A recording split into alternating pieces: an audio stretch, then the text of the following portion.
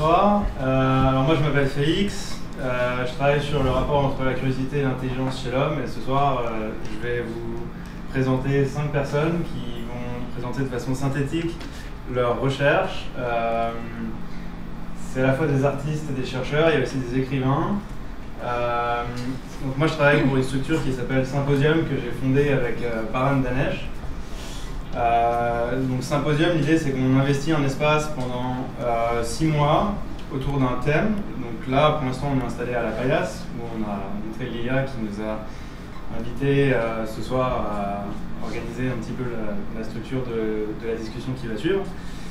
Et dans cet espace on organise une exposition et on installe un mobilier physique spécifique adapté à la résolution de problèmes. Donc on a différents formats qui est adapté à ce mobilier. Un des formats c'est celui que vous allez voir ce soir.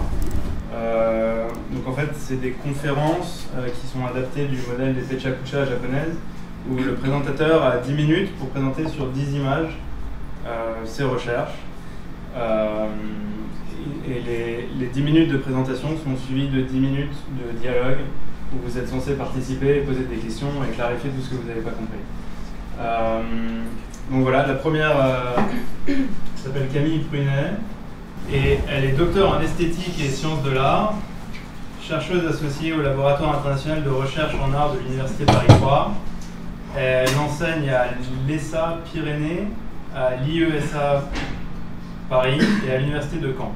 Sa thèse a porté sur le vivant dans l'art, un questionnement renouvelé par l'essor des nouvelles technologies. Elle s'intéresse au rapport entre l'art et la science, et plus spécifiquement à la manière dont la science influe la production artistique et son traitement du vivant, qu'il soit humain, animal ou végétal.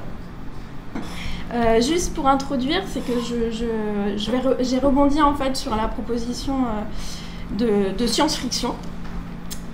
Et donc partant de là, je ne vais pas forcément parler on va dire, d'œuvres qui utilisent le médium vivant en tant que tel, mais je vais plutôt m'intéresser à la possibilité d'un voyage à l'intérieur d'un trou noir, puisque quand je suis venue ici dans la galerie la dernière fois, il a beaucoup été question du temps, ce que Dominique soulignait tout à l'heure. Et voilà, et je me suis dit que c'était intéressant de revenir sur cette notion de temps, et d'ailleurs ça a été aussi soulevé par le texte qu'on vient d'entendre. Et voilà, je suis partie là-dessus. Alors, je vais commencer par cette image-là. Alors, c'est un peu dans le désordre, pardon, c'est pas grave. En fait, j'ai tout de suite pensé à cette image-là quand il a été question de science-fiction. Alors, je vais revenir sur l'histoire du trou noir un peu après. Parce que justement, ce que mettait en œuvre Stewart Brand quand il a mis en place ce catalogue, donc en 1968, qui est donc un catalogue, je ne sais pas si vous connaissez, mais c'est un catalogue de critiques et de recommandations qui donne accès aux outils, à différents outils, avec cette idée-là qui est que le catalogue va donner en fait un espèce de pouvoir personnel à l'individu, pouvoir de se faire sa propre éducation, de trouver sa propre inspiration et de former donc son propre environnement, et aussi de partager ah oui, c'est déjà passé, ok. De partager donc ses connaissances à partir de ce catalogue qui résumait tout, et c'est un peu Internet avant l'heure. Voilà, donc c'est pour ça que ça m'intéressait, parce que finalement on était déjà dans une proposition qui était en avance sur son temps, une espèce de science-fiction avant l'heure. Je suis très en retard. Okay. Et puis je suis tombée sur le livre que vous avez vu avant, et là il était question des trous noirs et des dernières avancées sur ces questions posées par les physiciens concernant le trou noir et l'espace-temps. C'est-à-dire que le temps serait une illusion, et du coup dans cette illusion-là, on aurait ces sens interdits qui seraient les interdits de la pensée en fait, qui viendrait cadrer comme ça cet interdit de penser le temps comme quelque chose d'illusoire. Et en fait, la proposition de Philippe Guillemont, entre autres, mais aussi de Stephen Hawking, c'est vraiment de dire, voilà, le temps serait un éternel présent qui englobe le passé et le futur. C'est un de Bruno Faurent, c'est marqué. Ah d'accord, c'est réinterprété, d'accord. C'est super, je ne savais pas. Et donc, partant de ces hypothèses, le trou noir ne serait pas aussi noir que ça. Et finalement, on aurait la possibilité d'ouvrir un champ de réflexion sur notre façon de penser notre rapport au temps et à l'espace. Et alors, comme j'étais partie sur le catalogue de Brent, ça m'a fait penser à ce travail du groupe, du collectif House Rocker Co., qui a travaillé sur ce programme The Mind Expander avec ce Balloon for Two, qui est en fait un espèce de projet donc, design qui tournait autour d'idées hippies, psychédéliques comme ça, avec ce discours sur ce ballon qui était « Nos ballons vont vous aider à découvrir un sentiment inconnu de tranquillité, de sécurité, de relaxation et d'amour. Nous voulons découpler votre sensibilité, vous allez faire un voyage. » Et voilà, et en fait, ce ballon, c'est aussi ça, c'est-à-dire sortir de l'espace-temps qui nous est imposé et en proposer un autre. Et ça, c'est déjà dans les années 60. Et Smithson va faire le même travail, si je peux dire, avec deux collages qu'on va voir successivement. Où justement il utilise un visuel qui rappelle donc un passé préhistorique, puisque là on est sur des tombes qui datent de plus de 3000 ans, avec donc cette espèce de dessin qui la pose dessus, qui renvoie à un vaisseau spatial, puisqu'on est aussi dans cette période aux États-Unis, et pas que aux États-Unis, dans le monde où il y a tous ces voyages dans l'espace qui travaillent l'imaginaire des artistes. Et on voit qu'il vient questionner cette idée de temps et d'espace, et il vient créer un espèce de moment de collapse, si je peux dire en anglais. Voilà. Et ici, on a la même chose avec donc ce visuel qu'il ajoute, donc ce cylindre, qui renvoie aussi à son travail sur le cristal, et donc toujours sur cette idée, comment dire, de faire coexister différentes temporalités en fait dans une seule représentation, et donc de questionner notre rapport à l'espace et au temps dans un frottement comme ça, puisqu'on est dans une science-fiction, sachant que Smithson est largement inspiré par la science-fiction, on le sait, et qu'il avait écrit un texte la même année sur la nouvelle de Ballard qui s'appelait The Crystal World. Et donc voilà, donc ça résonne complètement avec ces influences-là, sachant que la nouvelle de Ballard était une nouvelle où en fait la nature se métastasait en un espèce dans des grosseurs, on va dire, cristallines. Donc, voilà. Et alors, j'en arrive à Buckminster Fuller, puisqu'on est toujours dans les mêmes périodes, et que c'est aussi un personnage extrêmement important à l'époque, qui va largement infuser par la suite dans les sphères artistiques, puisque lui se veut une synthèse, ce que j'ai mis en anglais, mais une synthèse entre l'artiste et le scientifique, hein, quelque part. Et donc il crée ce dôme géodésique avec cette idée de doing more with less, donc qui est repris évidemment à Mies van der Rohe, et donc avec cette idée d'avoir le moins d'espace, enfin avec très peu d'espace, hein, de créer le plus d'espace possible et à moindre coût. Et ce qui m'intéressait, c'était la phrase de Fuller qui disait « J'ai souvent entendu des personnes dire « Je me demande ce que ça ferait d'être à bord d'un vaisseau spatial. » Et la réponse est très simple. Qu'est-ce que ça ferait ? C'est tout ce que nous avons déjà expérimenté, puisque nous sommes des astronautes dans un petit vaisseau spatial appelé la Terre. Et donc, on retrouve cette idée de friction entre un espace qui est notre espace quotidien, qui est en fait complètement réinventé potentiellement. Et c'est ce que dit Guillemont quand il parle des trous noirs. Il dit, on est certes à un niveau quantique, Mais en fait, ce niveau quantique est complètement applicable in fine à notre quotidien.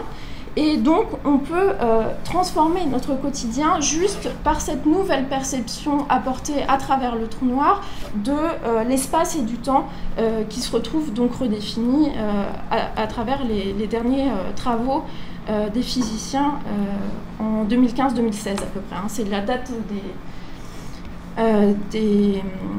des ouvrages de Hawkins et de Guillemot.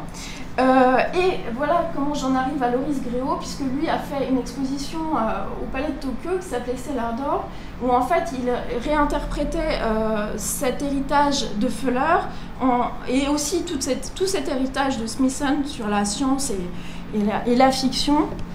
Et il vient justement affirmer son espace d'exposition comme un laboratoire de forme, une espèce de fiction expérimentale et hallucinatoire qui, justement, nous emmènerait dans l'intérieur de la psyché.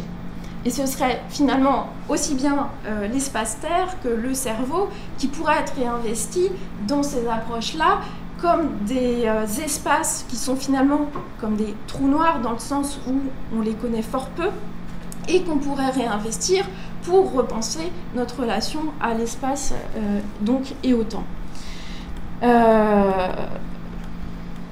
Voilà, et donc j'en arrive à Harp, qui est donc un film et une installation de Laurent Grasso. Donc là, c'est une image de la vidéo. Et Harp, en fait, c'est un champ d'antenne en Alaska qui a fermé en 2014, mais qui avait ouvert en 93 et qui s'intéressait enfin, c'était un programme de recherche ionosphérique qui avait pour but, en fait, de développer les communications radio et la surveillance. Et cet espace est très intéressant parce que c'est situé donc au nord du Canada, parce que c'était vraiment un espace qui a été complètement investi par des théories conspirationnistes, puisqu'on lui prêtait notamment le pouvoir de modifier la météo, ce qui fait penser à certains épisodes de The Avenger. Et donc voilà, moi ça m'a amené à cette idée que la représentation des questionnements scientifiques peut être un frottement intéressant avec le champ artistique, c'est-à-dire comment mettre en image les dangers, par exemple ici de cette installation, c'est-à-dire comment décrire l'invisible, comment décrire aussi le trou noir, voilà. Il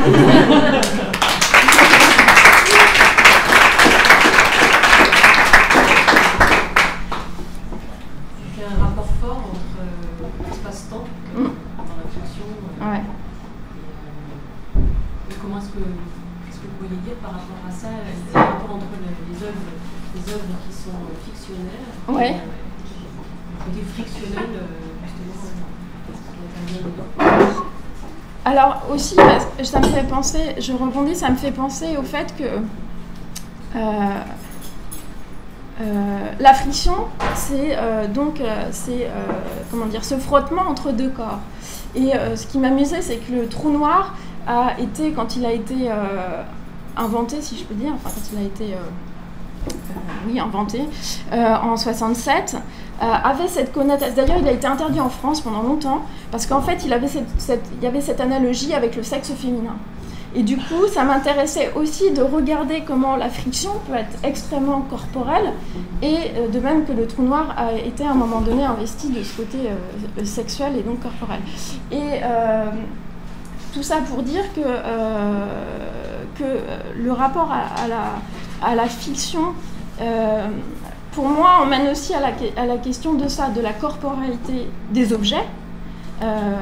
Et le frottement, il est là, c'est-à-dire à un moment donné, comment on passe d'une idée, et qu'on l'intègre à l'objet, et comment le chemin se fait donc de la fiction au moment où ça prend forme. C'est ce que je disais à la fin, c'est comment on rend visible une fiction qui n'a pas de forme, qui est notamment le trou noir, parce qu'on a, je ne sais pas si on a le visuel, on peut en revenir dessus peut-être, de Guillemot, qui est ce schéma extrêmement, ce dessin qu'on voit tout le temps du trou noir, mais qui est en fait une pure et stricte invention, c'est-à-dire qu'on ne sait absolument pas comment on pourrait formaliser le trou noir, on a toujours cette espèce de siphon qu'on voit apparaître. et qui est en fait révélateur de de la difficulté à mettre en image, et c'est là où ça frictionne, et c'est là où c'est intéressant, parce que quand on regarde aussi les documents de la NASA ou même tout ce qui est illustration par rapport aux vaisseaux spatiaux, il y a eu un très bon Art Press 2 là-dessus, on voit bien que les illustrations sur ces questionnements scientifiques, où ils sont obligés de communiquer, donc à un moment donné de mettre en illustration ce qui est de l'ordre de la fiction scientifique quand même, c'est-à-dire que c'est des hypothèses. Et donc là, à cet endroit-là, il y a une totale friction, puisqu'on appose des fausses évidences sur des choses qui sont complètement aussi subjectives qu'une œuvre d'art, finalement, puisque ça reste des hypothèses. Donc à cet endroit-là, il me semble qu'il y a une friction qui est assez intéressante. Je ne sais pas si j'ai répondu. J'ai un peu glissé. Tu as fait une thèse plutôt sur la biologie, non ? Alors, pas sur la biologie, mais sur des œuvres en fait, qui intégraient des éléments vivants. Voilà, donc oui, il y avait une partie forcément biologique, puisque c'était lié à des éléments vivants, mais moi je ne suis pas biologiste, j'y connais rien. Mais tu t'intéressais à la manière dont la représentation dans les sciences biologiques de la vie influait sur le... Ouais, la façon dont en fait la société aujourd'hui perçoit le vivant, la façon dont les artistes s'emparent de cette vision-là et va justement essayer de la mettre en forme, de la rendre visible et rendre visible aussi toute la réflexion qui n'est pas justement visible, mais qui entoure ces représentations codées du vivant qui ont extrêmement évolué en fait depuis. Tu peux nous dire comment est-ce que les artistes aujourd'hui voient la vie ? Il faudrait demander aux artistes même. Mais la façon dont ils mettent en œuvre la vie, c'est justement de casser la question de la représentation et d'être dans un rapport beaucoup plus direct, mais on en parlait avec la jeune femme qui est là, qui fait un mémoire, il me semble, là-dessus. C'est-à-dire qu'en fait, on n'est plus dans une recherche de représentation, mais bien de présentation de la vie, et aussi de la façon dont l'artiste peut intervenir dans le champ social et donc aussi sur les moteurs qui vont dessiner, on va dire, la vie à venir. Je ne sais pas si c'est clair. Non ? Pas trop ? Si ? Non, ça n'a pas l'air. Je me l'air un peu énigmatique. Tu t'intéresses toujours à cette question ? Ou tu l'as laissée derrière avec ta thèse ? Non, je m'y intéresse toujours, c'est juste que là je trouvais plus intéressant de rebondir là-dessus parce que j'aime bien ouvrir. Aujourd'hui en génétique, est-ce que la génétique par exemple a une influence sur les travaux des artistes contemporains ? Ah bah oui, oui, largement.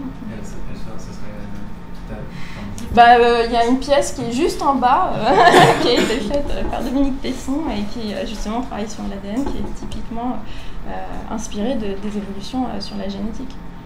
Et un autre exemple, mais comme on est ici, ce serait dommage de ne pas l'évoquer. Voilà. Est-ce que vous avez des questions pour Camille Prunet ? Je cède ma place. Tu as cité Ballard. Oui. Et en fait, c'est précisément ce texte qui a beaucoup inspiré Jeanne pour... pour le Christo. Ah, c'est drôle. D'accord. Donc c'est ah bah c'est super, ouais. Et ce qui m'intéresse aussi, c'est de montrer des artistes ici qui, on va dire, sont validés, tamponnés art contemporain, si je peux me permettre, et de montrer comment les glissements entre ce qu'on va rentrer dans le champ, on va dire, traditionnel de l'art visuel, de l'art contemporain, est en train de complètement éclater, et dans le sens où, finalement, l'entrée par les outils, qui a été longtemps l'entrée par rapport aux biotechnologies et par rapport aussi à la question du numérique, se retrouve complètement, en fait, et c'est extrêmement intéressant, en train d'être en porosité avec... et c'est-à-dire que l'endroit où l'art contemporain se défend de rentrer par le biais de l'outil sur des questionnements est en train de changer, puisqu'ils se rendent compte qu'ils sont bien obligés de s'intéresser finalement à ce type d'outil qui est plus technologique. Et alors c'est évident, il y a toujours eu des connexions entre les deux champs, art numérique, art biotechnologique et art contemporain, mais c'est-à-dire qu'il y a toujours eu aussi des petites cases. Et il me semble que ce qui est intéressant en ce moment sur ce qui est en train de se passer, c'est que tout est en train de se fondre, mais pour s'enrichir évidemment. Et du coup, j'ai pris Loris Gréau non pas parce que son travail m'intéresse particulièrement, mais et de la même façon pour Laurent Grasso, mais parce qu'il me semble que c'est le type même d'artiste qu'on va dire étiqueté art contemporain, mais qui invite à glisser justement sur des questionnements qui sont déjà traités depuis un certain moment par des artistes qui sont moins visibles, on va dire, sur la scène art contemporain. Et justement, je trouve ça très intéressant que tout cette scène-là s'intéresse à ça et permette aussi d'ouvrir à des questionnements qui étaient souvent un peu rejetés de la part de l'histoire de l'art en tout cas. Je pense qu'il y a un effet de style, parce que quand je t'entends parler, on a l'impression de quelque chose justement de ces artistes qui sont... Je pense que entre le début de mes recherches dans les années 2006-2007 et maintenant, il y a quand même... moi j'ai vu au niveau institutionnel comment ça bougeait, et il y a quand même... Bon, après, il y a Karine, le Malais du Cube, qui va en parler peut-être mieux que moi.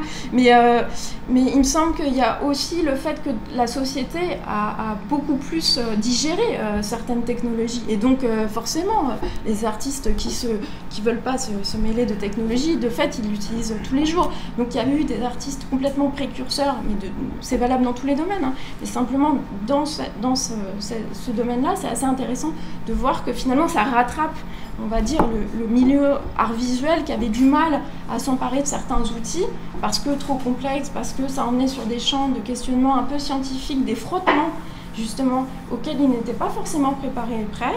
Et là justement, ce que je trouve intéressant, c'est que le fait qu'on est nourri de plus en plus, notamment dans le travail, par des technologies de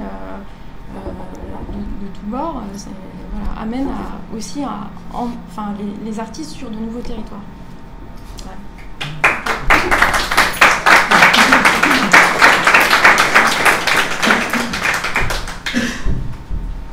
Marius Nadal.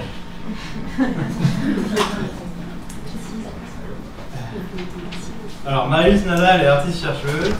Elle est diplômée en architecture et en scénographie. Elle mène un travail de recherche consistant à interpréter et construire des paysages artificiels à partir de l'observation de l'environnement et de sa perception par les humains. Elle travaille notamment sur les nuages et s'intéresse à la dynamique, aux flux et à leurs interactions. Et donc c'est à toi dans 3, 2, 1. Donc ok, bonjour, merci de cette introduction. Merci aussi pour ta présentation tout à l'heure, je t'ai perdu quand tu es là. Merci de finir sur Laurent Grasso Ah d'accord, je vais essayer de parler plus fort. Merci de finir sur Laurent Grasso et sur la manipulation du climat qui peut paraître quelquefois vaine et impossible. C'est un petit peu ce sur quoi je travaille en fait. Et je travaille plus particulièrement sur des systèmes de manipulation climatique qui sont fonctionnels, météorologiques qui sont fonctionnels depuis les années 50, dont l'ensemencement de nuages. Ce qui m'a amené en fait à travailler plus largement sur l'obsession humaine à vouloir contrôler son environnement. Alors ce serait très long à développer et 10 minutes suffiront pas. Et donc j'ai voulu plutôt m'intéresser et vous parler d'un seul et unique projet qui s'appelle La Grâce et la Nature. Donc assez loin des nuages, on redescend un tout petit peu plus bas, près de la croûte terrestre, et on regarde en fait plutôt les mouches. La Grâce et la Nature, c'est un projet qui est né d'une collaboration, en fait, plutôt d'une carte blanche, qui a été donnée par l'Institut Curie, un laboratoire d'épigénétique. Je ne sais pas si tout le monde sait ce que c'est. Donc en fait, l'épigénétique, c'est une partie de notre ADN qui va se modifier au cours du temps en fonction de notre environnement, c'est-à-dire en fonction de ce qu'on va manger, ce qu'on va respirer, nos stimulations intellectuelles, etc. Et donc, voilà, un certain nombre de chercheurs travaillent dans cette discipline. Et donc, on a invité plusieurs artistes, dont l'IA aussi, à essayer de réfléchir à comment finalement travailler pour des artistes, travailler avec cette discipline. Donc, fort de la connaissance de l'ADN de ces modifications-là, je suis allée voir leur laboratoire et je me suis rendu compte en fait que ce qui leur servait à étudier notre ADN, c'était des insectes, donc d'abord des larves, puis ensuite des mouches, qu'ils élevaient pour ensuite finalement étudier leur génome, puisque notre génome à nous est assez proche, une partie de notre séquence ADN est assez proche de celui des mouches. Donc les voilà partis pour élever des mouches, puis les tuer, puis pour finalement les étudier. Et puis je me dis à ce moment-là que je trouve ça fort et fascinant aussi de voir comment on retourne les choses et comment on s'en sert comme outil. Et donc j'ai voulu quelque part récupérer une de ces portées de mouches et les domestiquer et essayer de les dresser pour finalement tenter de voir si est-ce qu'en les dressant, en les mettant en laisse et en les donnant à des gens, elles n'auraient pas une autre forme de liberté, quoi, quelque part. Donc c'est de leur donner une deuxième chance. Donc voilà, ça m'a amené à l'exposer, à exposer et à travailler avec ces mouches à 2 reprises, mais aussi avec toute une équipe de dresseurs de mouches professionnels, qui sont aujourd'hui au nombre de 10 dans le monde.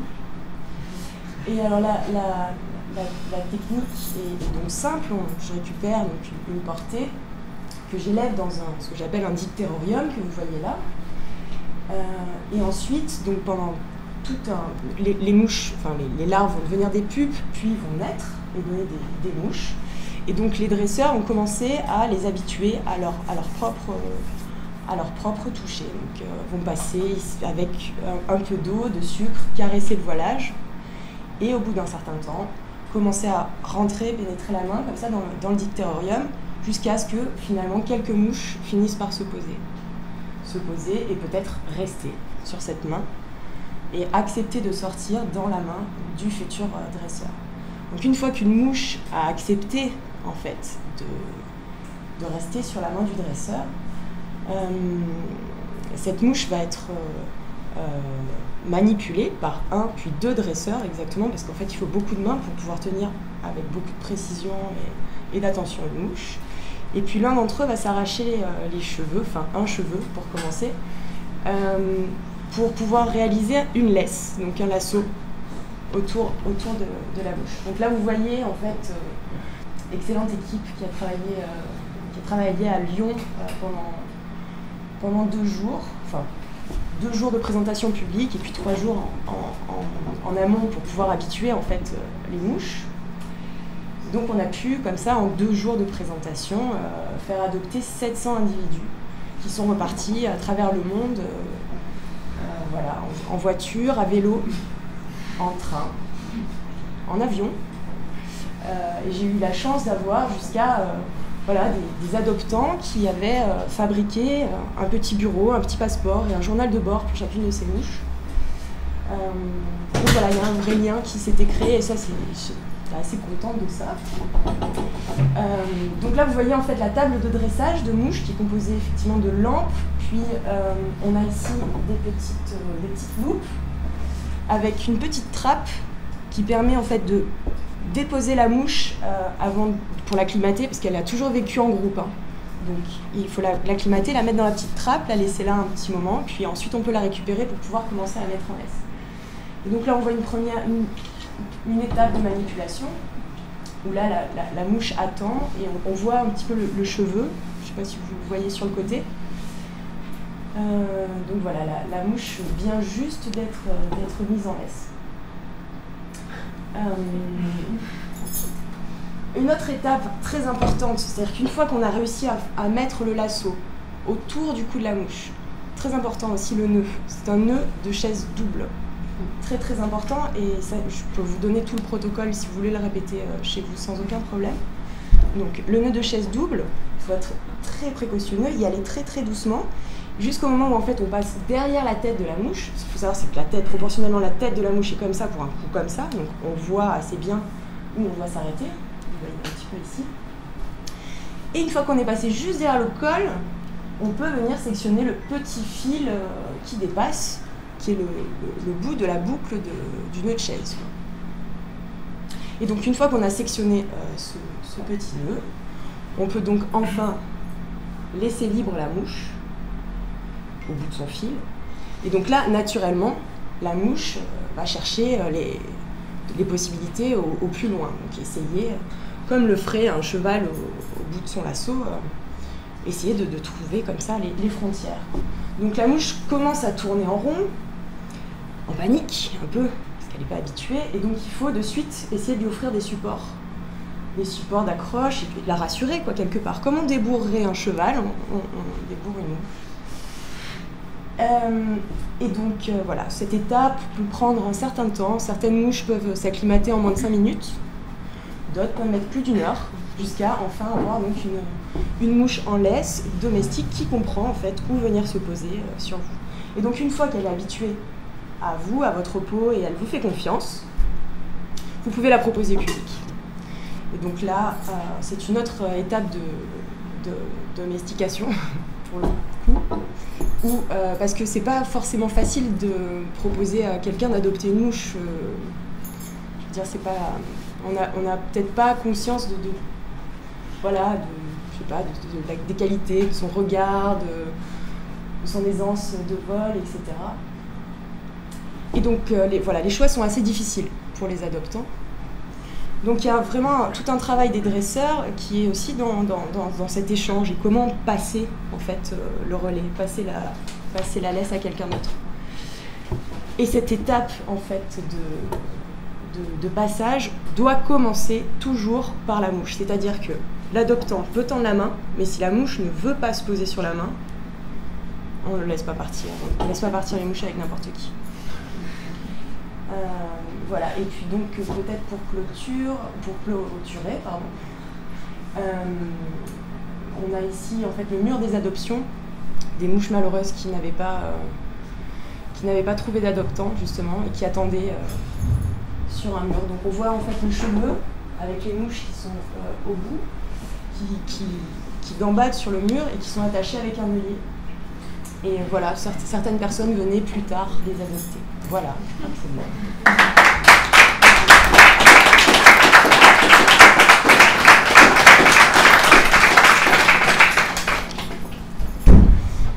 Oui.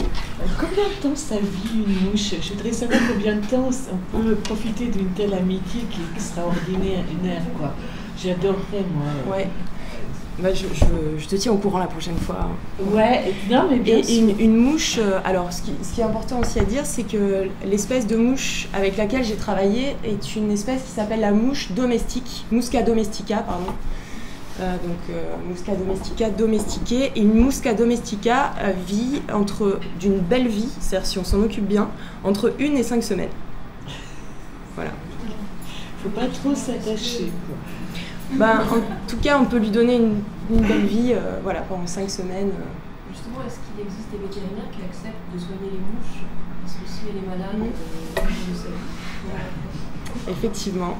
La raison aussi pour laquelle je me suis intéressée aux mouches, c'est parce qu'on est justement dans une frange limite. C'est-à-dire qu'on a un cadre éthique, autant dans la recherche, enfin surtout dans la recherche scientifique, qui demande de travailler avec certains animaux et d'avoir en fait un encadrement, une formation, etc. La mouche a cette chance, une malchance, le cadre éthique de la mouche est assez limité. Et de la même façon, la protection, la SPA, ne se charge pas vraiment des problèmes de la mouche. Mais effectivement, je me suis retrouvée donc à exposer cette pièce pendant la Biennale de Lyon, où du coup le centre d'art qui m'invitait a dit écoute, tes mouches, il faut pas que tu dises qu'elles sont domestiques parce que sinon on risque d'avoir des problèmes.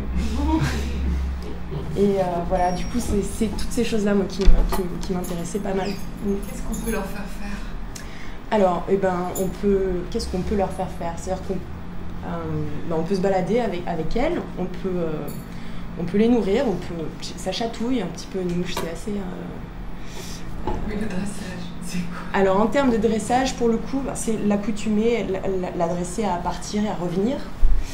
Une fois que vous l'avez ramenée chez vous, qu'elle est habituée et que vous la nourrissez bien. En fait, ce qu'il faut savoir aussi, c'est qu'une mouche, ça n'a pas besoin de grand-chose. Ça a besoin d'eau, de sucre et de beaucoup d'amour. C'est vraiment les 3 choses essentielles. Si vous lui donnez ces 3 choses essentielles, elle restera près de vous et elle restera avec vous dans votre appartement.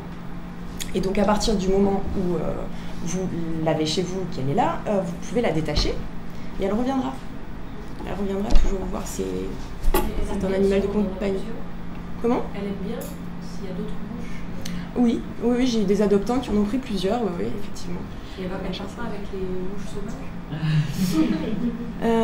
Oui, j'ai aussi quelques adoptants qui avaient laissé la fenêtre ouverte. Est-ce qu'il y a eu des naissances de mouches domestiquées? Très bonne question. Alors, c'était un choix personnel, peut-être que tout le monde n'accepterait pas, mais j'ai décidé de ne pas les laisser se reproduire. Je ne voulais pas, disons, moi, proposant une première adoption, je n'avais pas envie d'avoir encore plus de responsabilités que ce que j'avais déjà récupéré. En revanche, je proposais aux gens tout un protocole qui est assez simple pour que leurs mouches, s'ils prennent un mâle et une femelle, puissent se reproduire. Et donc c'est assez simple, il faut leur donner un petit peu de protéines. Si tu veux que je rentre dans les détails, je peux, mais...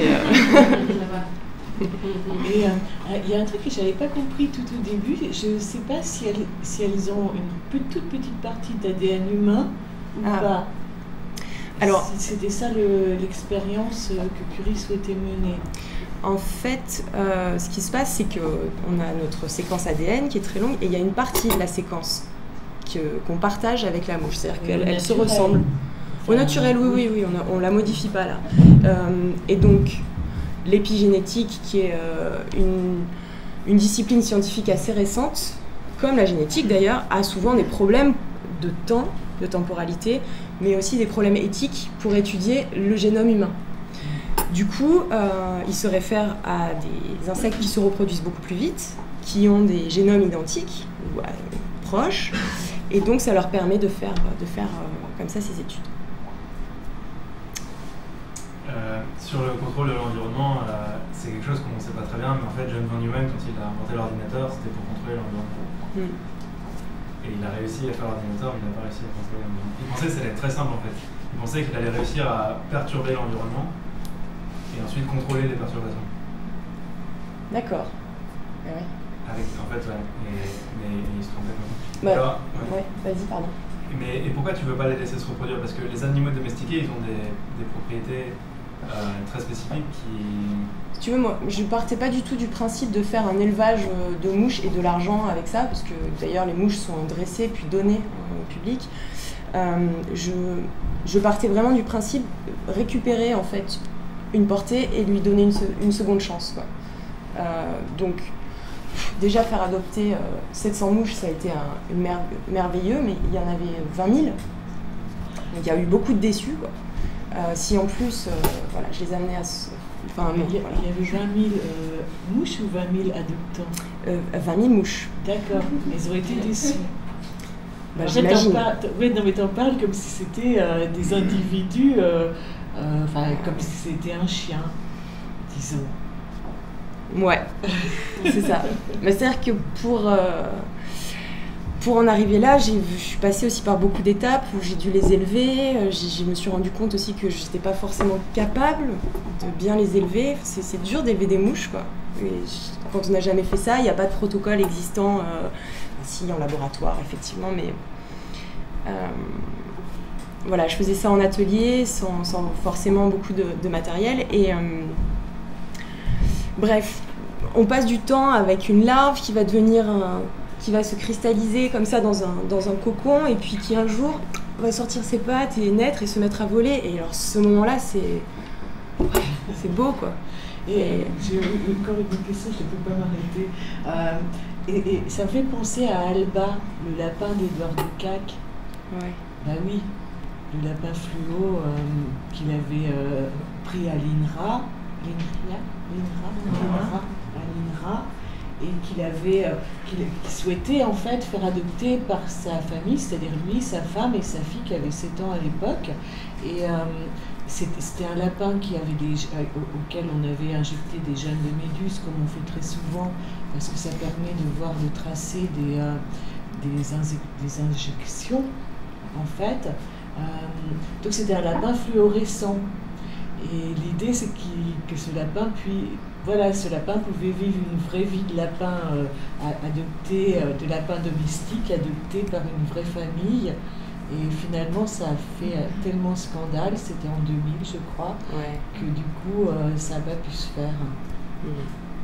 Ça marche mieux avec les mouches qu'avec les lapins. Elles ne sont pas modifiées génétiquement, là, pour le coup. Ouais. Ça doit être possible. Merci Marie. Merci beaucoup.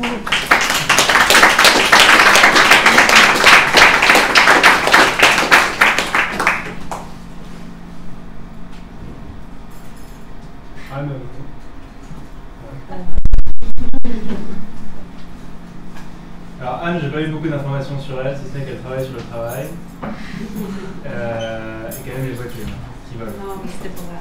Oui, voilà. Donc je vais la laisser se présenter. Oui, donc Anne Adam, moi comment me présenter, donc le sujet de ce soir c'est science-fiction et l'idée c'était de parler de science-fiction et ça fait quelques années déjà que je gravite dans le milieu de la science-fiction comme Georges qui est au fond de la salle et qui prend des photos depuis tout à l'heure. Donc j'ai commencé par faire des chroniques pour des magazines en ligne comme le Cafard Cosmique, je ne sais pas si vous connaissez mais qui fut une référence qui est fermée depuis. Le Cafard Cosmique, j'ai chroniqué également dans le magazine Élégie.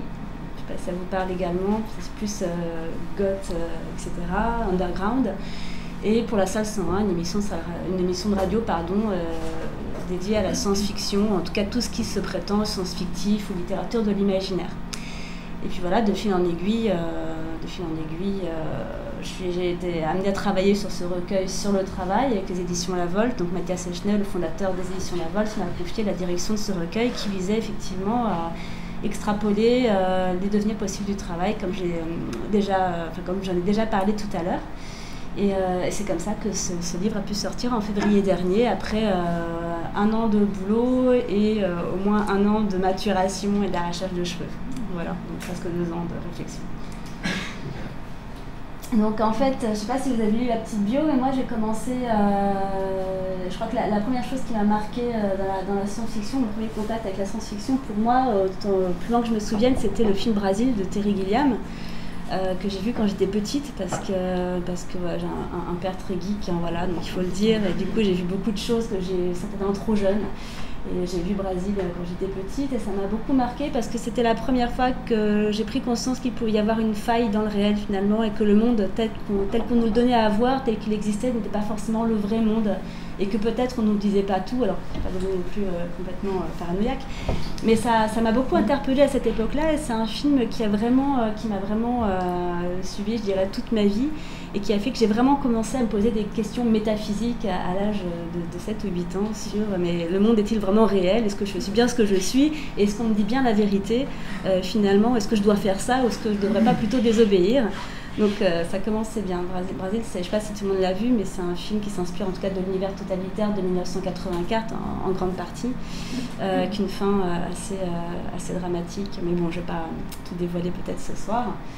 Et de fil en aiguille, en évoluant dans une grosse pause de science-fiction dans ma vie, parce que c'est vrai qu'après avoir lu tous les auteurs américains, anglais, etc., bon, j'ai découvert beaucoup de choses. Pause parce que je ne savais plus trop quoi lire. Et puis c'est en arrivant plus tard dans le milieu SF parisien que j'ai découvert d'autres auteurs français. Il y a de très bons auteurs français de science-fiction, il faut le savoir, et notamment Catherine Dufour, qui a écrit ce livre dont on voit la couverture, la 4e de couverture, Outrage et rébellion, et ce livre est impressionnant, ça m'a foutu une grosse claque à l'époque, et elle ne fait rien de moins que de réinventer le punk en l'an 3000 quelque part en Asie.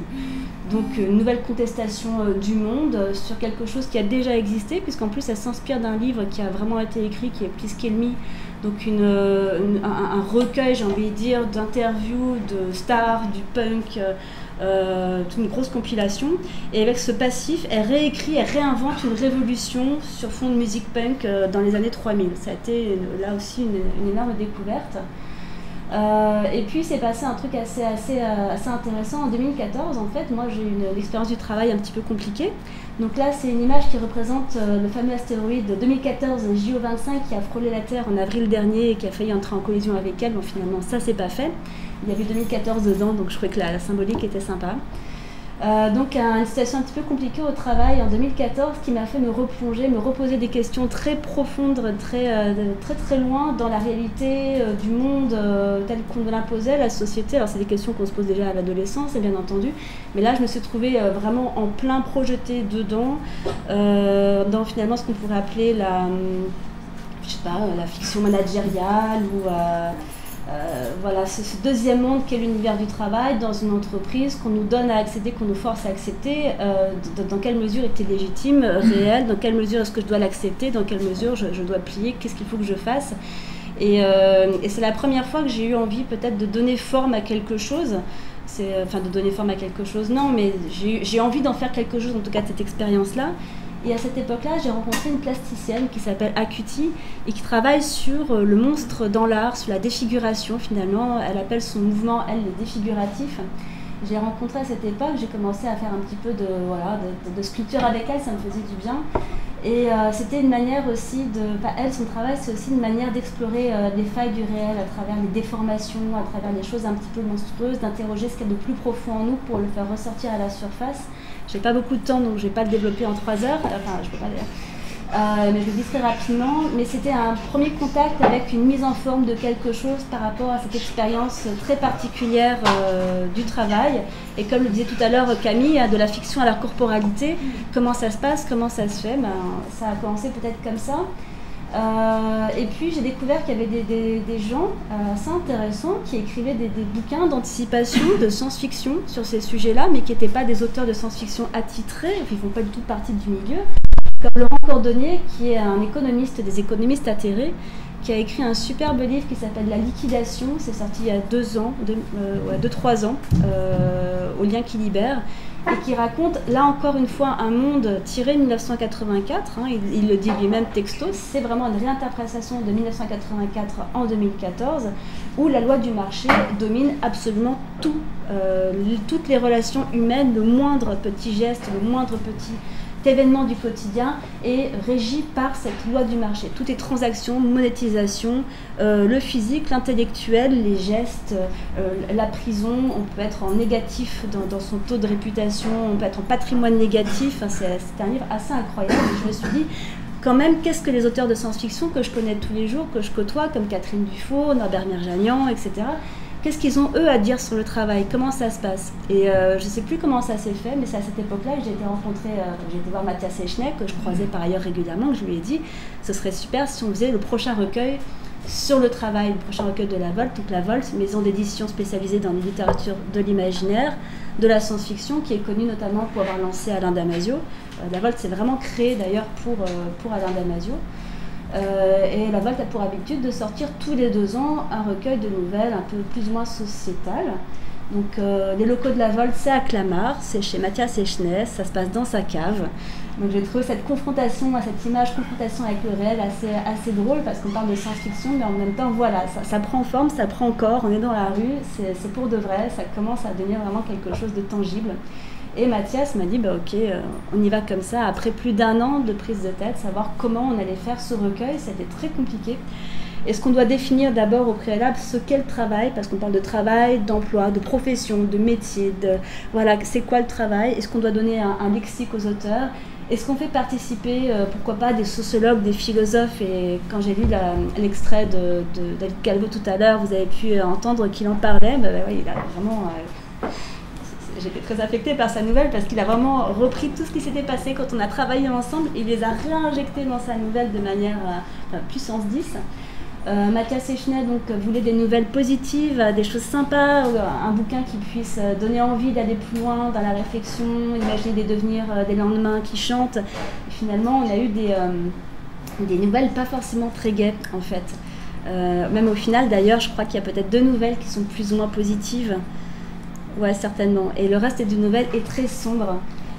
Donc j'ai choisi d'illustrer ça ici par un des petits visuels que les éditions La Volte ont créés tout dernièrement pour faire la promotion du recueil. Il faut savoir que les éditions La Volte, c'est une maison d'édition qui est très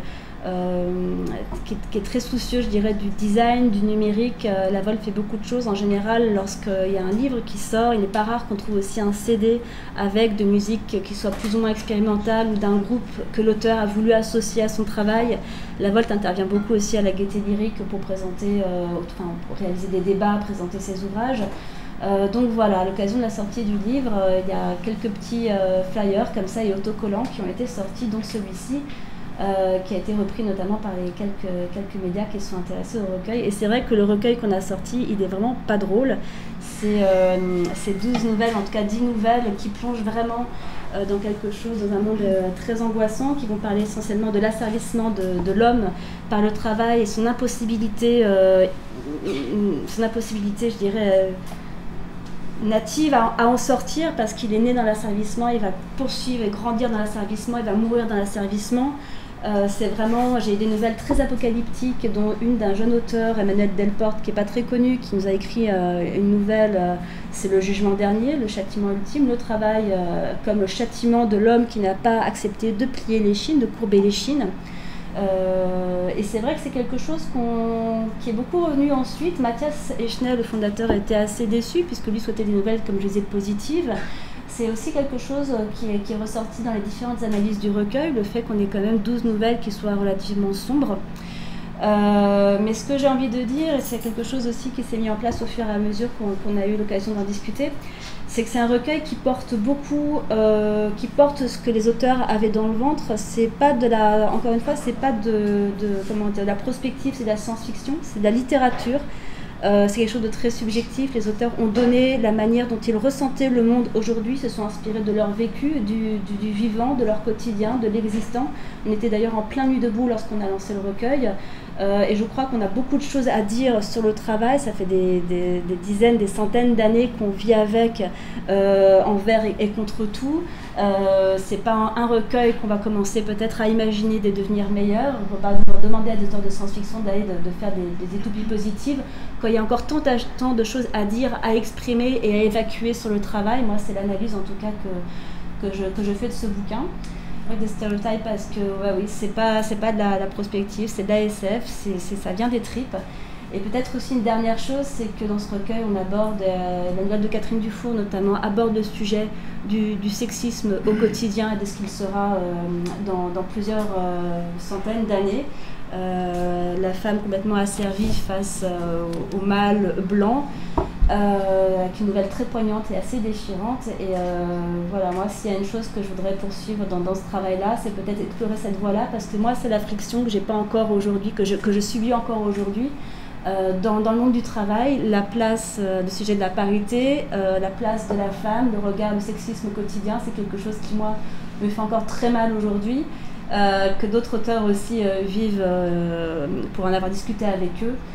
Donc peut-être un message pour les prochains travaux des éditions La Volte autour de ce sujet d'être une femme dans le monde d'aujourd'hui. Est-ce que c'est une faille ou est-ce qu'on a quand même une place quelque part? Voilà, de manière très brève.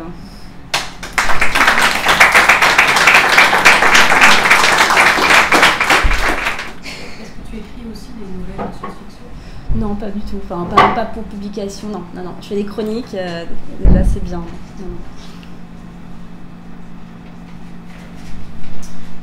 C'est quoi la différence entre la science et la fiction? La fiction, déjà, tu as la science et la fiction. C'est vrai que moi, j'entends fiction, je pense littéraire tout de suite, mais voilà, moi je suis aussi formatée comme ça. Et puis science, ça va être plutôt la... Mais en fait, non, que je cherche des mots, mais en fait, ça va se recouper. J'avais des recherches pour la science, mais en fait, non, pas du tout. Quelle définition tu donnes, toi, quelle distinction tu fais entre les deux? Je sais pas, c'est pas faux que les scientifiques savent pas très bien écrire. C'est vrai, je suis d'accord avec ça, je pense. Parce qu'en fait, c'est fait pour aller ensemble. Non, mais tu dis que la fiction, c'est littéraire. Et je dis pourquoi un scientifique ne pourrait pas bien écrire? Non, mais c'est une blague. C'est vrai qu'aujourd'hui, ils sont pas... Les scientifiques sont des gens normaux comme les autres. On va quand même pas revenir sur les 98 millions de tentatives de définition de la science-fiction, parce que on y est encore dans 500 ans. Regarde Joker alors. Alors on parle du travail. Le travail, à quoi ça sert? Comment on s'en débarrasse? Ce qui est assez marrant, c'est que dans les 12 nouvelles, il y a beaucoup de nouvelles qui ont imaginé la fin du travail, d'une manière ou d'une autre, que ce soit par la robotisation, que ce soit par la création aussi d'un revenu très universel pour le coup. Et à chaque fois, le travail revient d'une manière ou d'une autre. En tout cas, les liens de subordination qui existent dans le travail doivent absolument retrouver un terrain, de quoi se nourrir. Et insidieusement, on a un univers de travail qui va se remettre en place. Et c'est marrant parce que, alors j'ai pas fait des statistiques, mais sur l'ensemble des nouvelles, j'en ai peut-être la moitié qui va traiter de ce sujet-là, mais de manière complètement différente, c'est-à-dire que le travail... Parce que le problème, c'est que actuellement, on est en train de perdre complètement les mots différents et de désigner un seul nom, ce qui demande une douzaine de noms différents: le travail d'une part, l'emploi de l'autre, l'esclavage qui est un objet différent mais on ne fait plus du tout la différence entre travail, emploi, salaire, revenu. On met tout sous un seul mot et on prétend, alors, d'un côté, certaines des nouvelles font justement bien attention à prendre un point de vue et à dire je traite ce point de vue, je ne traite pas les autres, mais l'ensemble du recueil porte un seul mot, ouais. et pas la douzaine de mots différents qui représentent des aspects et même des concepts différents. Ouais. C'est vrai qu'on a fait ce choix-là à la base, comme je disais tout à l'heure, on a réfléchi à savoir si on a demandé aux auteurs de traiter vraiment de manière très distincte les différentes notions, emploi, travail, enfin, tout ça de manière séparée, si on posait même un lexique à la base. Et puis finalement on s'est dit non, on va les laisser faire, on leur a pas vraiment donné d'instructions, on leur a dit voilà, le travail pour vous c'est quoi? Et c'est vrai que du coup on a ce recueil que je considère comme une matière brute en tout cas, et qui appelle à d'autres choses derrière. Comme je disais tout à l'heure, on a besoin de dire des choses sur le travail, on a besoin de se remettre en tête ce que c'est que le travail. Effectivement, c'est pas un fourre-tout, c'est pas une seule chose, c'est pas une définition unique. Et les problèmes portent moins sur la notion elle-même de travail, c'est-à-dire l'effort nécessaire pour créer un monde meilleur, que sur tout ce qui a été détourné autour, l'emploi, la subordination, etc. Tout à fait. Et du coup, j'en profite, je rebondis, puisqu'on a quand même, parmi des nouvelles positives qui sont au nombre de 2, la nouvelle d'Alain Damasio, qui, lui, travaille énormément sur l'aspect... qui cherche à confronter le travail, ou en tout cas l'emploi, la position, même le statut social, je dirais, et la création. On imagine un monde, finalement, où une certaine élite va se distinguer parce qu'elle décide d'être celle qui crée, celle qui va créer. Et on entre quand même dans un univers hyper business d'école de commerce, puisque, mine de rien, Alain Damasio réécrit son expérience de jeunesse en école de commerce qui l'a profondément marqué, où on se rend compte que même la création, cette pseudo-création, ce qu'on appelle création, est complètement instrumentalisée, dévoyée, de manière très classique. Aujourd'hui, on le voit déjà à des fins de consommation, mais lui, il projette ça dans un futur encore plus incroyable, où tout l'univers, tout le monde s'est restructuré autour d'une nouvelle notion d'emploi, de travail, avec cette élite dédiée à une création dévoyée. En fait, vraiment, c'est une nouvelle assez impressionnante. Voilà. Sur quoi tu travailles maintenant? Pour la science-fiction ou pour le travail? Non, tu as fini le livre. Là, les projets, des questions que de faire quelque chose sur, dit comme ça, c'est un peu brutal, mais sur l'éducation. Parce que forcément, quand on touche au travail, ça appelle de toute façon à la manière dont on est éduqué, tout simplement. C'est bien entre guillemets, de juger le travail, peut-être qu'il faut remonter un cran plus haut et voir ce qui se passe déjà dès l'enfance. Et puis, il y a des rumeurs aussi qui disent que la santé pourrait être un sujet abordé, mais à voir. Voilà, je ne sais pas si ça répond à tes questions.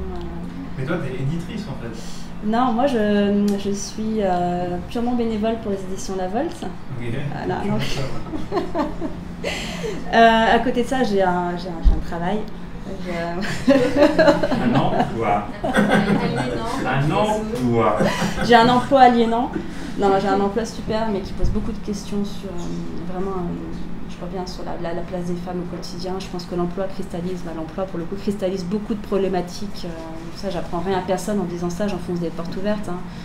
Mais cristallise beaucoup de choses, puisqu'on est concentré 8 heures par jour avec les mêmes personnes sur les mêmes sujets. Et voilà, moi, je travaille sur la communication digitale au quotidien. Et le reste de mon temps est dédié à la science-fiction, à la Volte et aux chroniques. Comment la Biennale du design de Saint-Etienne, qui était sur le thème du travail, a résonné avec? Parce que je crois que vous avez interagi avec eux. Tout à fait, ouais. À l'origine, il était question qu'on fasse le recueil en partenariat avec la Biennale, et puis, puisque Alain Damasio et Norbert Merjanian étaient invités à la Biennale, donc 2 auteurs du recueil. La Biennale avait sélectionné comme thème central le travail, donc ça tombait bien. Et puis finalement, non, le projet n'a pas vu le jour, puisqu'il y a déjà des nouvelles, des compos qui avaient été réalisés par les auteurs pour la Biennale. De l'autre côté, il y avait le recueil, ça s'est avéré compliqué à gérer, en tout cas pour les auteurs. Donc finalement, non, ça s'est pas fait. Mais il y a quand même eu... Ouais, tout à fait, ouais. Moi, je me demandais, mais je ne l'ai pas vu ce recueil, en termes de genre, quel est le pourcentage hommes-femmes d'auteurs? Ah, mais il est bien, parce que justement, on a fait attention. Enfin, on a fait attention, non, c'est juste qu'il y a de plus en plus... Je prends le sommaire. Donc, au total, comme je disais, il y a 12 nouvelles et il y a une postface. Je tiens à souligner qu'il y a une postface. Sur les 12 nouvelles, si je ne me trompe pas, il y a 1, 2, 3, 4... Je recompte. 1, j'arrive pas. 1, 2, 3, 4, si c'est ça. J'ai 4 auteurs femmes, plus une postface par Sophie Yette, la scénariste de Trépalium. Donc, pour 12 auteurs au total. Pour 12 auteurs au total. C'était compliqué. Et on s'est aussi posé la question de l'âge. Je ne pas tout de suite, car j'ai encore une question. Et j'ai failli l'oublier. Et Black Monday... Black Mirror, ouais. Pardon, parce qu'en fait, on ne parle absolument jamais des... On parle de 1984, on parle de Ballard, voilà, mais en fait, il y a cet énorme développement de l'anticipation, disons, en série télé, en film déjà, mais qui souvent sont des films qui reprennent des romans de Philippe Cadic.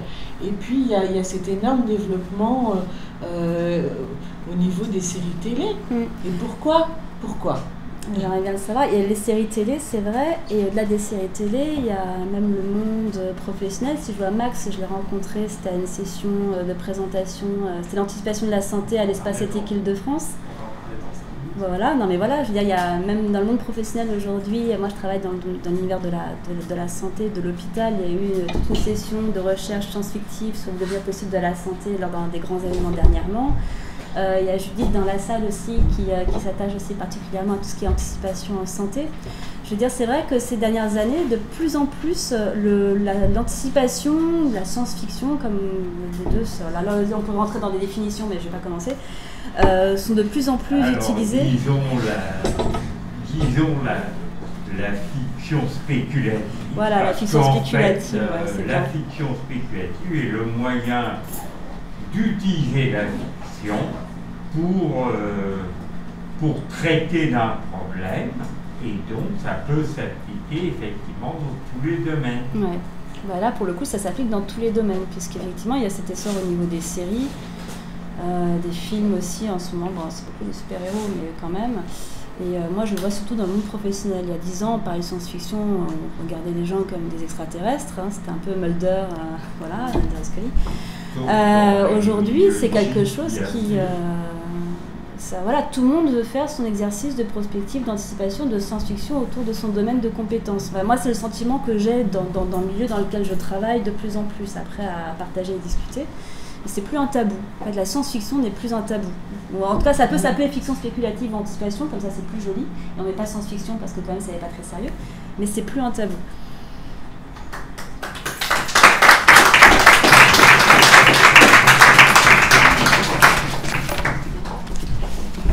Je profite du changement de personne pour vous faire passer un texte, donc l'extrait que tu nous proposes.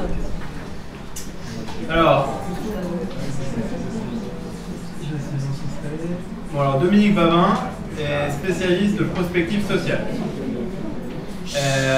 Donc, elle travaille sur l'évolution des comportements humains et elle a écrit un ouvrage sur le post-humain en 2004. Donc, c'est tout. J'avais mis d'autres trucs. C'est J'avais une citation, mais alors, qu'est-ce que... Bon, donc moi, ça fait très longtemps que je m'intéresse au sujet. Mon bouquin, là, il a été publié en 2004, ce qui fait de moi, visiblement, une sorte de pionnière du sujet en France. Et ça me permet, en fait, de faire un fast-forward sur le sujet du post-humain, disons, en Europe, en quelque sorte. Et je trouve ça intéressant parce que les frictions, elles étaient déjà là, hein, très largement, et elles sont nées il y a vraiment très longtemps. Alors, la première, bon, oublions Bienvenue à Gattaca, que j'ai mis là parce que quand même il date de 1997, c'est très très ancien, mais c'est très très pertinent. Sinon, le Sloterdijk ou Sloterdijk, j'ai jamais vraiment su, hein, ouais, ça change des fois selon les modes. Bon, alors donc, disons Sloterdijk aujourd'hui, Règles pour le parc humain, c'est publié en 2000 et ça fait vraiment un scandale énorme, d'autant plus qu'il est allemand et il parle en fait en gros d'eugénisme. En tout cas, c'est de ça dont on l'accuse. Donc, moi, je voulais qu'on comprenne surtout, en fait, la façon dont le futur est un rapport de force. Voilà, un rapport de force entre des lobbies, des gouvernements, des GAFA, des entreprises qui sont plus grosses que les gouvernements. Et je voulais m'interroger sur la façon sur la nature humaine et sur les façons dont elle a ou pas, puisque Shakespeare nous émeut toujours, hein, la façon dont elle a ou pas été transformée par l'innovation technologique au fil des siècles.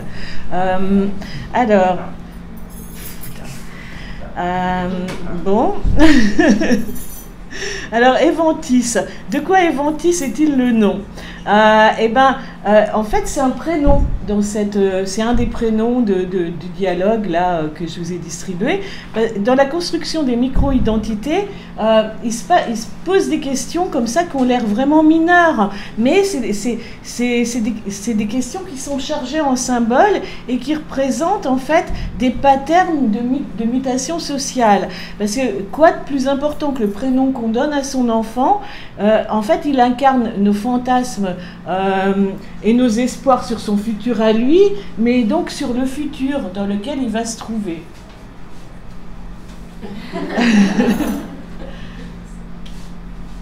Encore. Oui, mais non, là j'ai tout condensé.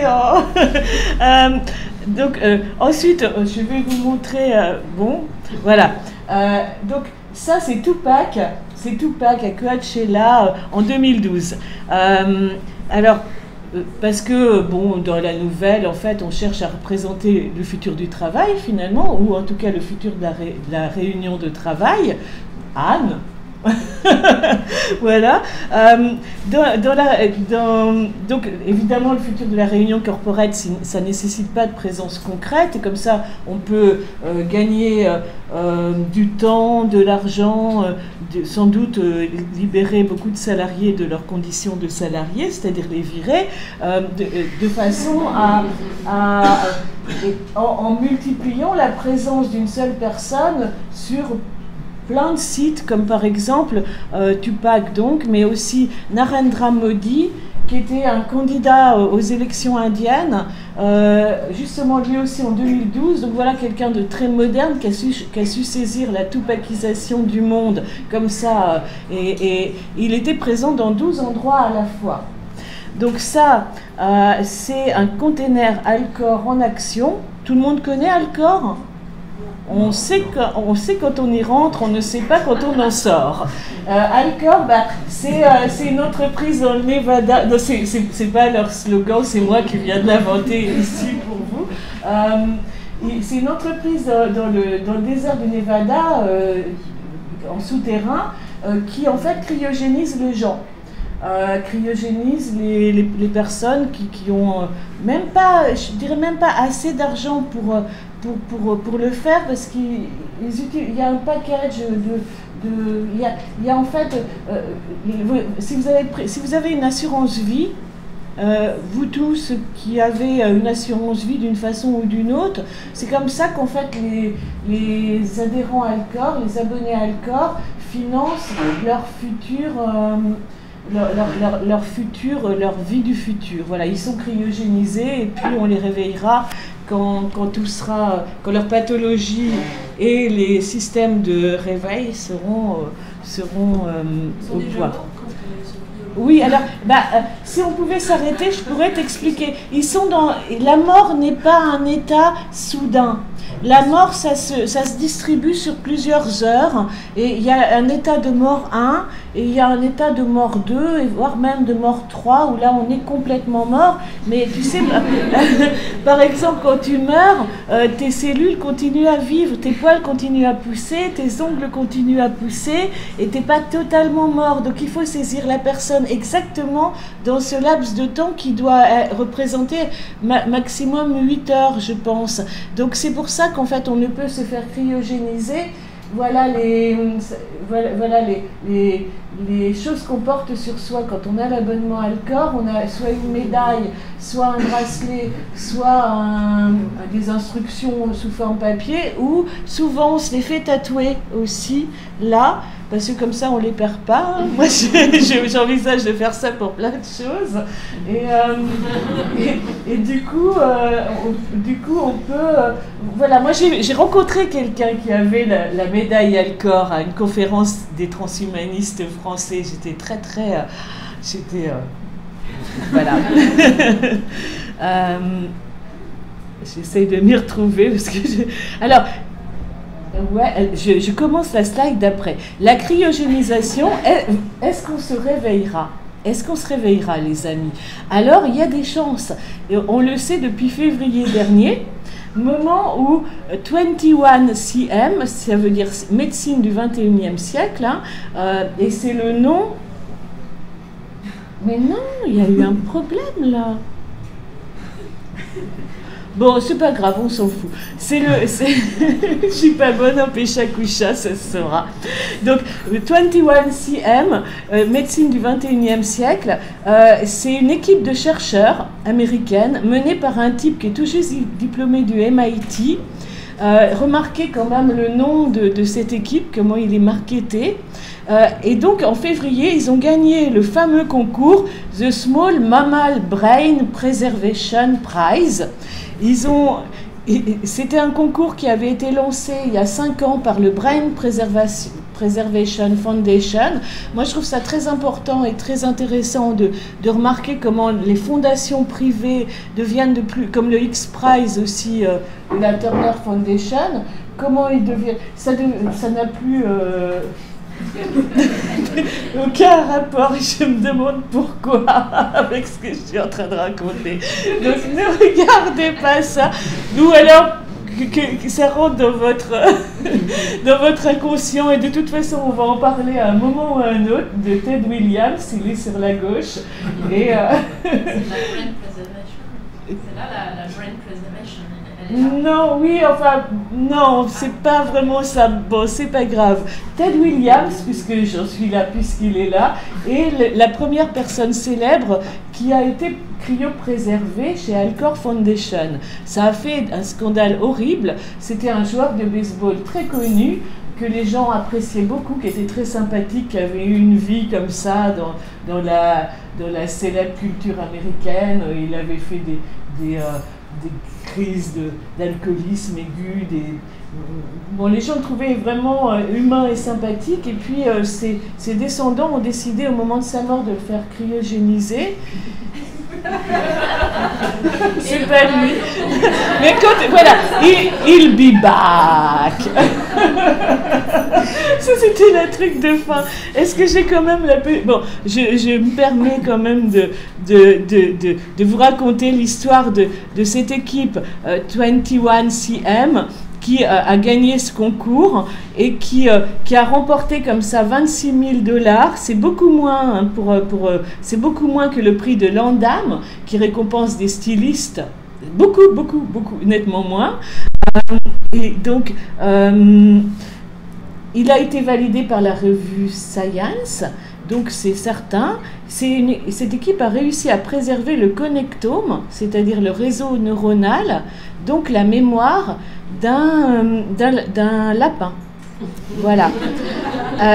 Ils ont utilisé une technique peu orthodoxe, puisqu'ils ont trempé, c'est un peu une souris verte, hein, ils ont trempé, la slide a visiblement sauté, ils ont trempé le cerveau dans une molécule avant la cryogénisation, et c'est une molécule qui sert aussi au tannage des cuirs. Voilà, donc c'était pas du tout traditionnel. Le président de la Brain Preservation Foundation l'a dit, ce n'est pas la cryonique de papa. Je cite, voilà. Et la prochaine étape de ce directeur d'équipe qui s'appelle Robert McIntyre, il a lancé sa propre société qui s'appelle Nectome, et il va très bientôt pouvoir cryogéniser et cryogéniser sans dommage le cerveau d'un cochon, animal très proche de l'homme. Voilà.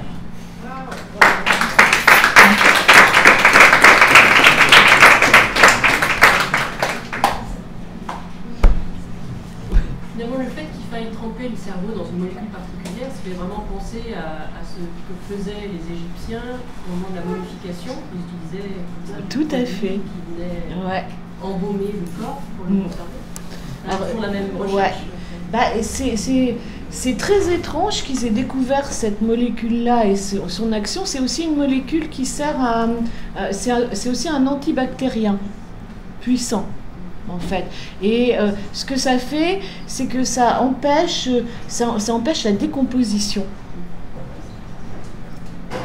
Est-ce qu'il y a une perspective sur le temps qu'il faudra pour pouvoir réveiller les gens? Alors en fait, justement, ça faisait partie de la présentation et j'ai vraiment pas eu le temps. On ne sait pas pour le moment quand est-ce qu'on pourra les réveiller, mais les découvertes en fait s'accélèrent vraiment. Celle que je vous ai présentée en est une, mais on commence aussi à savoir. Alors il y a des opérations qui sont faites à corps complètement ouvert. En fait, c'est les opérations qui doivent réparer des gens qui ont à la fois des problèmes cardiaques et des problèmes gastro-intestinaux. Et dans ce cas-là, le problème des chirurgiens, ils agissent, souvent ça dure 24 heures ou 48 heures, ils agissent à plusieurs chirurgiens et leur principal problème, c'est le sang. Ça crée vraiment des perturbations pour voir où est-ce qu'on agit. Donc la cryogénisation est maintenant la nouvelle façon d'empêcher que le sang inonde tout le champ opératoire. Et on arrive à cryogéniser de plus en plus et donc évidemment à ramener à la vie ces organes. Comment est-ce que tout ça intervient dans vos livres? Alors, j'aime bien que tu me vois. Alors moi, j'écris des livres, enfin, j'écris pas des livres, en fait, j'ai publié celui-là, puis ensuite j'ai participé à d'autres bouquins, mais j'écris des livres dont l'objectif est de toucher les gens d'une part sur leur à travers d'une part une compréhension rationnelle et puis d'autre part une appréhension émotionnelle des sujets, de façon à ce qu'à les emmener vers un futur qui soit pas un cliché total, qui soit pas un cliché total pris en main soit par des technophiles qui ont l'air complètement aberrants, ceux de la Silicon Valley, soit par des technophobes, des techno-critiques ou des technophobes qui en fait sont, de toute façon on y va. De toute façon, les technologies et les sciences progressent, les découvertes vont pas ralentir, bien au contraire, on y va. Donc faire peur aux gens, moi, ça me paraît absolument pas ça me paraît pas éthique, tout simplement, en fait. Maintenir les gens soit dans un espoir sans frein, soit dans une peur et un repli absolu, je ne pense pas que ça soit la bonne façon pour les aider à s'approprier le futur et donc à le prendre en main pour eux-mêmes. Sans oublier que de prétendre interdire le développement reviendrait en fait à faire que ce développement soit pris en main uniquement par les criminels. Oui, bien sûr. Et à ce qu'aucun progrès éthique ne soit plus possible, au contraire. Exactement. Donc juste pour finir, du coup j'écris des essais qui sont assez pop et assez marrants à lire. C'est mon objectif et puis il paraît que c'est le résultat. Et à l'intérieur je mets des petits chapitres, je mets des petites fictions toutes petites, des micro-fictions qui sont relativement sarcastiques et qui décrivent en fait la façon dont les gens comme nous, c'est-à-dire avec nos défauts, nos qualités, nos petits côtés minables, nos petits espoirs, nos petites envies de vengeance, se retrouveront dans un futur techno-scientifiquement modifié. Mais c'est toujours nous êtres humains, comme c'était sans doute nous êtres humains au Moyen-Âge ou préhistoire, je ne sais pas tout à fait, mais voilà, on a découvert des momies. Il y avait comment il s'appelait, Toumaï, cette momie qu'on a découvert il y a une dizaine d'années, qui semblait mais tellement nous ressembler en fait. Il avait des affaires dans sa petite besace, c'était bien rangé, c'était. Moi, je pense qu'on change et on change pas tant que ça. Donc, les concepts moraux et philosophiques évoluent, eux, de manière extrêmement importante et que nous ne sommes même pas en mesure d'imaginer comment les Romains voyaient leur monde. Nous savons l'extérieur du monde. Nous savons comment ils agissaient de manière extérieure, mais même lire leurs textes pour essayer de comprendre comment ils le percevaient nous est impossible. C'est un concept qui a été détourné après par quelqu'un d'autre, et c'est le concept de la singularité. Ray Kurzweil.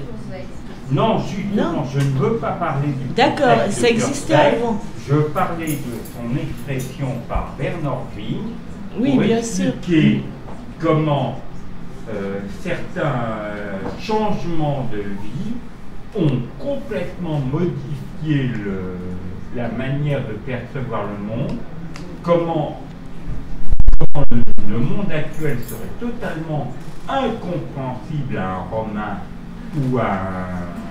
ou même à quelqu'un du Moyen-Âge avant l'invention de Non, mais même quelqu'un du XVIIIe siècle aurait du mal. Enfin, et même quelqu'un du XIXe. Et finalement, je ne sais pas si vous avez connu votre arrière-grand-père ou votre arrière-grand-mère. Bon, c'est quand même à notre portée, à la limite, de se représenter ces gens-là. Mais la conception du monde ayant tellement changé, c'est le concept de singularité tel qu'énoncé par Bernard-Wiens. J'avais juste une question, c'est comment tu as eu connaissance en 2004 de ça déjà? Parce que c'était très peu développé. Comment j'ai eu... non, mais je sais pas, moi je lisais Wired depuis toujours. Enfin, depuis que ça existe. Il y avait très peu de choses à l'époque. Oui, il y avait très peu de choses, mais il y avait... Enfin, en 2004, il y avait quand même Internet, hein, depuis 1995. Oui, mais c'était le seul endroit où on pouvait avoir des infos, parce que c'est la côte ouest américaine, il n'y avait rien en France, je veux dire. Ouais, oui, non, il n'y avait rien en France, je suis d'accord, quasiment rien. Effectivement, 99% de ma documentation était soit américaine, un tout petit peu japonaise. Ouais. Et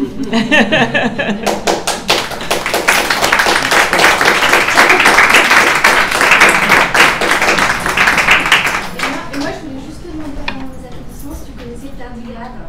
Si je connaissais, pardon? Le tardigrade. Le tardigrade, c'est un petit arthropode qui a été cryogénisé.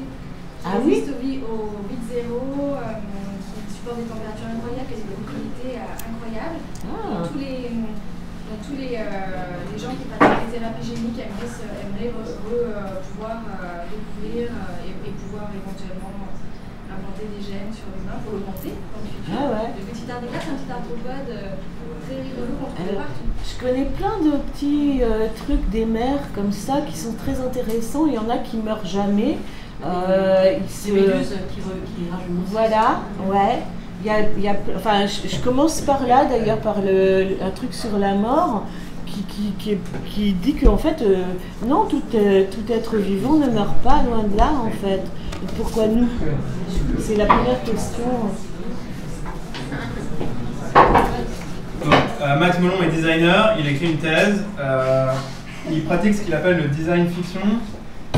Et récemment, il est intervenu au Centre Pompidou et à la Gaîté Lyrique dans le cadre d'un projet qui s'appelle politique-fiction.fr. Super. Du coup, je vais parler très fort et si on m'entend bien, c'est... Bah, tant pis, hein, il faut que les gens nous entendent surtout. Alors, je m'appelle Max Molon, je suis donc designer, également enseignant et chercheur. En tout cas, je suis en train de finir ma thèse à l'École nationale supérieure des arts décoratifs, mon programme sacre de PSL. Qui s'appelle Sciences, Art, Création, Recherche, qui est censé parler de art sciences, même si moi c'est design et sciences humaines, et à Télécom Paris Tech.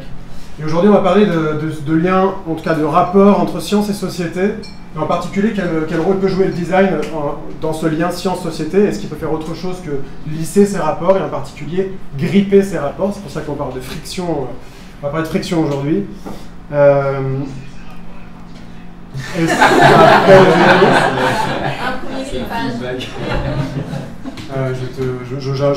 J'avance sur la slide suivante, je suis déjà à 1 minute pour moi. Donc pourquoi gripper? J'aurais pu vous présenter les campagnes promotionnelles de la viande artificielle par exemple, faites par des designers pour supporter cette idée-là, pour soutenir cette idée de la viande artificielle, ou la même chose pour les OGM. Mais le slide suivant, qui va bientôt arriver, cette minute est vraiment très longue, on m'a dit 1 minute par slide, voilà. Je vous montre plutôt à quoi ressemble la Google Car aujourd'hui. Je ne sais pas si vous vous rappelez de la Google Car avant qu'un designer, en tout cas un designer automobile passe dessus.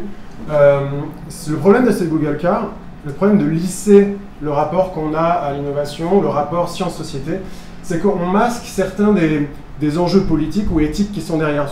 Ce dilemme de la Google Car est devenu maintenant connu, mais dès le départ de cette recherche, certaines personnes se sont dit, mais quel va être le choix d'une voiture en cas d'accident entre tuer le conducteur, ou tuer une personne, ou tuer beaucoup de personnes, sachant qu'une voiture et un algorithme a le temps de faire ce choix. Il réfléchit beaucoup plus vite que nous. Est-ce qu'il va éviter d'écraser cette personne parce que sa police d'assurance est tellement grande que ça va mettre la compagnie à genoux? Et ça, c'est donc des choses qui sont masquées par le fait que le design va lisser notre rapport à cet objet. En revanche, il existe des pratiques qui vont tenter de gripper notre rapport à ces technologies ou à ces sciences émergentes, ces sujets scientifiques émergents. Donc voici un exemple. Cet exemple-là, par le studio Takram au Japon, a été commissionné sur le brief « Designez-nous la bouteille d'eau du futur, dans un futur où un Fukushima géant aurait minimisé, en tout cas diminué jusqu'à 15% nos ressources en eau potable. » à quoi bon designer une bouteille d'eau puisqu'on n'a plus que 15% d'eau potable? Autant designer des organes artificiels qu'on voit ici, qui sont dans les carotides, autour du cou, la vessie, le côlon, pour recycler notre eau et éviter d'avoir à boire en fait. Donc en travaillant avec des scientifiques, ils ont proposé cette solution-là, et il faut savoir que cette forme de design qui s'oppose à son propre rôle, qui est de donner envie, entre autres, d'utiliser un objet, donner envie de consommer l'iPhone 5, 6, 7, 8, 9 ou la voiture de Google Car, ça existe depuis les années 70. Ici, avec Archigram, design radical italien, et on avait d'autres personnes là qui parlaient le design radical italien, le critical design, le design spéculatif et le design fiction, c'est des labels qui tournent autour de ça. Ça, c'est un projet perso et qui... le problème de ce que vous avez pu voir jusque-là, les organes internes, c'est que c'est des projets, comme ils ne sont pas faits pour être vendus, vous ne pouvez pas acheter ces objets, ils finissent dans les musées.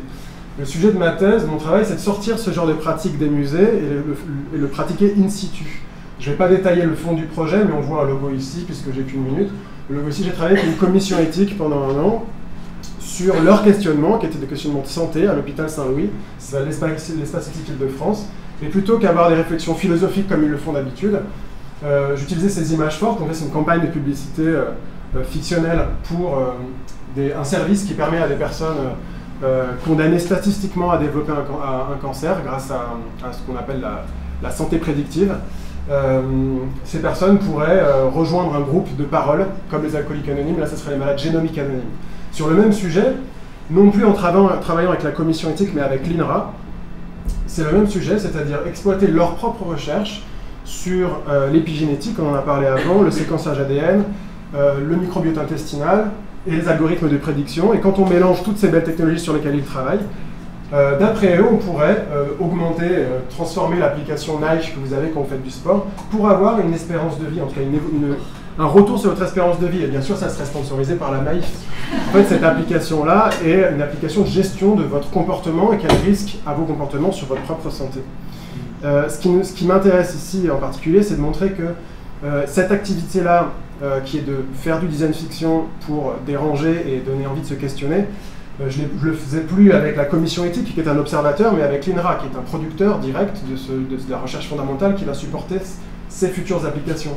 Du coup, on avait des scientifiques qui étaient, donc ici, c'est les scientifiques, c'est une commission en cas. Dans une de leurs conférences, les scientifiques souvent présentent leur recherche sous forme de posters scientifiques, où ils résument les applications potentielles de leur travail. Donc là, c'est une série de posters fictionnels qui montrent l'application de leur propre recherche, ce qui a donné ce genre de réaction. Et ici, une discussion avec la commission éthique. Ce qu'il faut retenir, c'est que le dérangement, cet état de dérangement, c'est ce qui les pousse à 2 choses. D'abord, à se questionner et à acquérir un positionnement éthique et politique sur leur propre travail, ce qui n'est pas forcément le cas. Et la deuxième chose, c'est que ça les force à considérer d'autres points de vue. Dans une réunion comme celle-là, on a des patients, des infirmiers, des aidants, des philosophes, des scientifiques. Et de la même manière ici, on mélange des personnes qui pourraient percevoir d'une manière très différente ce futur, ou ces futurs, parce qu'il y avait plusieurs posters. Donc on arrive à sortir des musées et ça fonctionne bien. Par contre, il y a un souci, c'est qu'avec les scientifiques seniors, c'est très dur de les faire se questionner parce qu'ils sont pris dans plein de logiques de financement, ils ne vont pas lâcher leur recherche du jour au lendemain. Donc les mêmes scientifiques m'ont commissionné l'année suivante pour travailler avec leurs doctorants.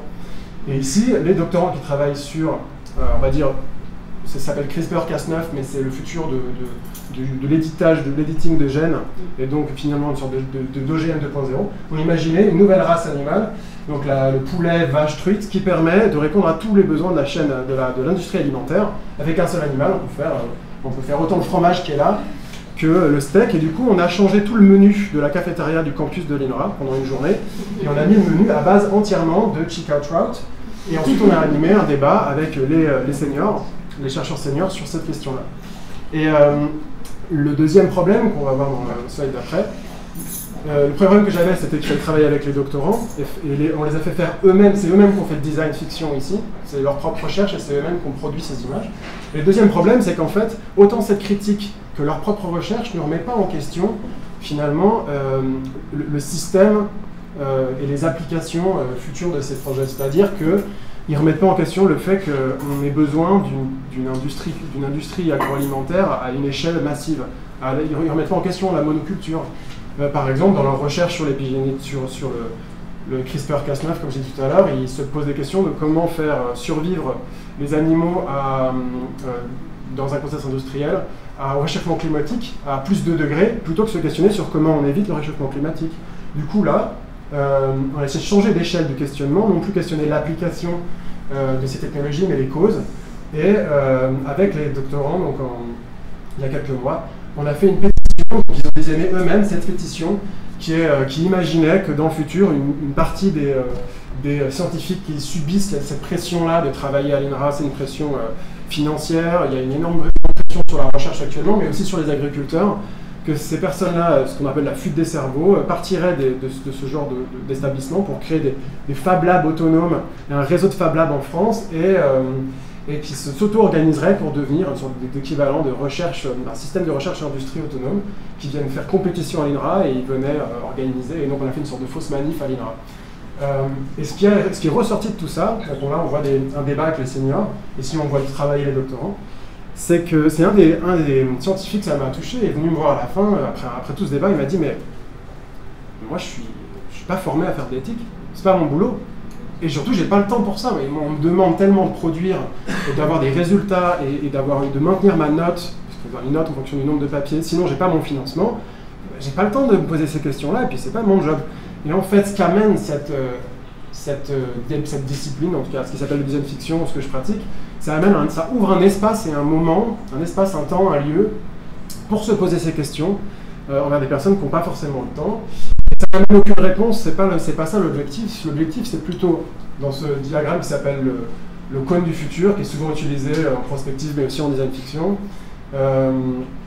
pour expliquer le fait que on cherche tout sauf la zone du préférable. La prospective cherche la zone du préférable, mais en design fiction, on va essayer de se mettre d'accord sur finalement qu'est-ce qui est non préférable. On va essayer de créer une vision commune sur qu'est-ce que l'on ne désire pas. Et est-ce que c'est mon dernier slide? Oui. Et du coup, ce qui est important, c'est que la friction, pour retenir ce qu'amène le design fiction, c'est que la friction, le dérangement, permet de se positionner politiquement ou éthiquement. Travail en collectif, ça permet de changer de point de vue. Changer d'échelle de questionnement, c'est ce qu'on a vu tout à l'heure, ça permet de remettre en question des choses qu'on ne met jamais en question.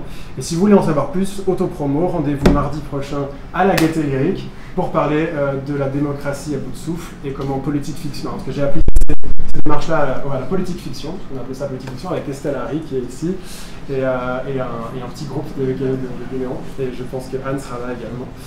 Donc venez mardi pour voir et avoir un débat tous ensemble en utilisant ces démarches. Merci.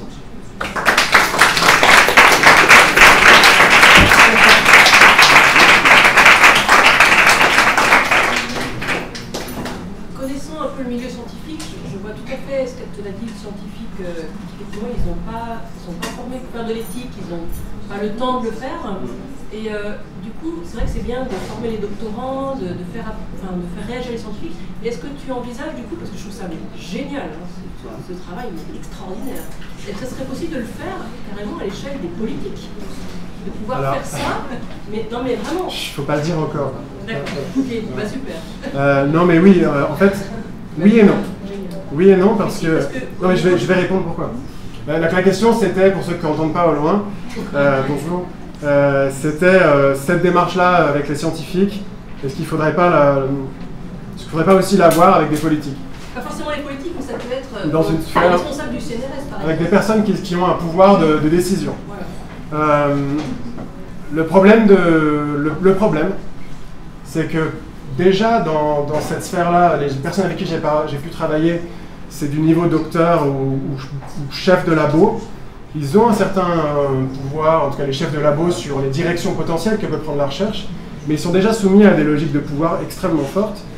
Et quand j'ai voulu ramener des activistes de Greenpeace dans le débat, parce qu'en fait mon but c'était de pouvoir permettre de parler des choses auxquelles on ne parle jamais à l'INRA, et ben ça crée des tensions. Et du coup, il y a des chances, je vais tenter de travailler avec sur personne, mais il y a un risque qui est qu'on reste une sorte d'entre-soi et qu'on n'arrive jamais à remettre en question des choses d'ordre systémique, comme faut-il une agriculture de masse? Il faut dire une agriculture industrialisée, et remettre en question comment est fait le système, c'est quelque chose qui sera très compliqué si on n'est que à ce niveau-là, et c'est pour ça que j'essaye d'inviter des voix marginales. C'était juste, je rebondis sur ce que tu viens de dire. Je me dis que, en fait, faut-il une agriculture de masse? C'est pas forcément les pouvoirs publics qui vont en décider. Moi, bon, mon travail est... Enfin, j'ai plusieurs boulots, mais je bosse dans le marketing, figurez-vous. Et j'ai appris récemment que, justement, que en fait, les hypermarchés, la consommation en hypermarché était en train de diminuer, mais de façon assez notable. Et je pense que ça va plus changer le monde. Les gens en fait votent avec leur portefeuille. Ça a plus de chances de changer le monde que des décisions prises dans les laboratoires. C'est dans la chaîne, la production change pas forcément autant le monde que les gens qui... la consommation au final. Mais et juste pour rebondir... Le problème... Elle voulait rebondir. Alors on rebondit. Parce que par rapport à l'INRA, c'est pas monolithique l'INRA, parce qu'il y a plusieurs centres, et donc chaque centre a aussi des programmes de recherche différents. Donc il y a évidemment des centres qui travaillent sur l'agriculture biologique, et en fait, c'est ce que tu disais extrêmement intéressant, c'est-à-dire que c'est tellement la chasse au contrat que c'est les fonds européens et les fonds nationaux qui induisent aussi le type de recherche qui est faite. C'est-à-dire que s'il y a de l'argent sur une agriculture biologique, etc., il y aura des recherches sur une agriculture biologique. C'est simplement ça, c'est-à-dire que l'Institut, il répond en soi. Il y aura de l'argent, c'est pour ça que les marchés... sur l'agriculture Et biologique... le problème numéro 1 de l'agriculture... on est à deux en même temps. Sur l'agriculture. Il y avait monsieur juste avant, puis après on revient. Alors allons-y. Un problème numéro 1 de l'agriculture de Mars, c'est aussi de savoir sur quels critères on se base.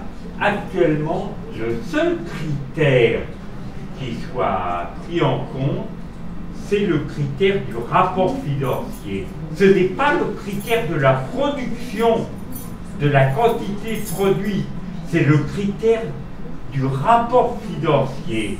Et est-ce qu'il y aura un moyen de revenir au bon critère qui est la quantité la quantité et la qualité de nourriture produite? Oui, je pense que c'est plus une question de qualité que de quantité. Si on remet vraiment en question... La quantité joue aussi un rôle. C'est le premier argument qui me sort. Et ce n'est pas la plus grande quantité qui produit plus d'argent. Mais comme, à partir du moment où on cherche uniquement le profit, on ne cherche pas à produire le plus de nourriture possible, on cherche uniquement à produire la nourriture la plus rentable. C'est des questions de... La première réaction que me donnent les scientifiques, en tout cas cette fois-ci quand j'ai travaillé avec eux pour remettre en question des choses à l'échelle plus systémique qui sont faut-il une agriculture de masse, etc., c'est mais si on s'arrête de faire ça, comment on fait pour nourrir tout le monde? C'est la réponse systématique qui revient. Bah, c'est une vraie question. Oui, sauf qu'il faut regarder... c'est une vraie question, sauf qu'il faut regarder le fait que... De rien, on n'a pas à se poser la question, mais si... Non mais c'est faux, il y a d'autres moyens pour... Non mais c'est... Non mais tout à fait, mais la question est quand même de la quantité. Il faut produire une certaine quantité, mais on peut pas dire comme... En fait, la question c'est qui produit pour qui, en fait. C'est ça la question. C'est-à-dire qu'on a des productions de masse qui sont justifiées parce qu'il y a un producteur, en tout cas une somme de producteurs faible pour un somme de consommateurs énorme. Ça c'est quelque chose qui s'est développé récemment. Ce n'était pas le cas avant.